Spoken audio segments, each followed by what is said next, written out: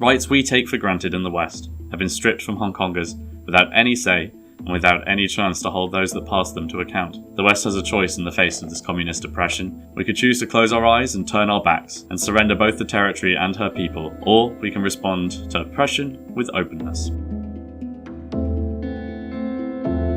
Prior to the handover of Hong Kong in 1997, the UK and China signed a joint declaration. The international treaty enshrined rights including freedom of speech, freedom of assembly, and non-interference by Beijing's ruling communist regime in the security and lawmaking of Hong Kong. On the 1st of July, the anniversary of the handover, mainland China's national legislature implemented a new national security law over Hong Kong. In doing so, Beijing extended its control over the territory and effectively annexed Hong Kong. On the 1st of July, the UK gave its answer. Prime Minister Boris Johnson said the national security law violates Hong Kong's high degree of autonomy and threatens the freedoms and rights protected by the joint declaration. The enactment and imposition of this national security law constitutes a clear and serious breach of the Sino-British joint declaration. Because of that, the government would uphold its obligation to the people of Hong Kong and their personal liberties by allowing them the right to live and work here in the UK. All British overseas nationals and their dependents, some 3 million people,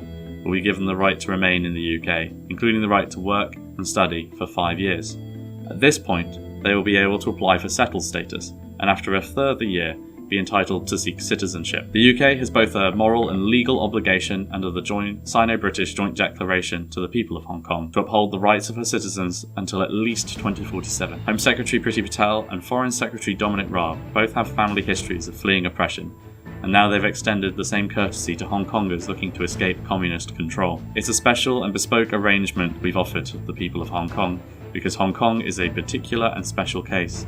A British colony, in fact the last British colony the UK departed from, and one which was handed back to a communist dictatorship. A great many Hong Kongers regard themselves as British, hold a British national passport, and a great many Brits in the UK regard the people of Hong Kong as British too. Beijing is angry, and it has accused the UK of violating the Joint Declaration ourselves by extending these residency and work rights, despite previously saying that the declaration was null and void anyway. Communist countries have a poor record in retaining their people under oppressive regimes when there are free alternatives.